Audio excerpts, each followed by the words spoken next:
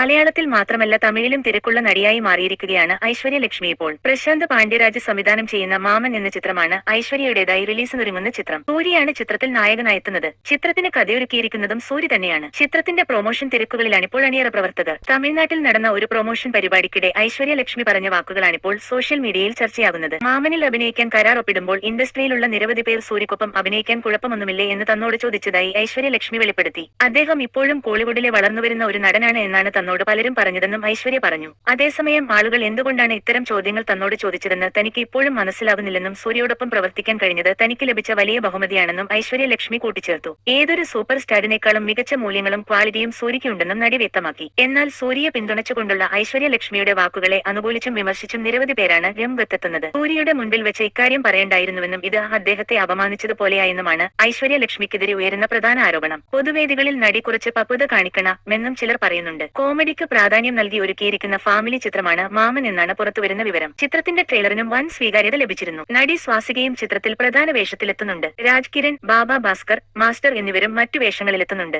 Hisham Abdul വഹാബാണ് ചിത്രത്തിന് സംഗീതം ഒരുക്കിയിരിക്കുന്നത്. ലാർക്ക് സ്റ്റുഡിയോസ് ആണ് ചിത്രം നിർമ്മിച്ചിരിക്കുന്നത്.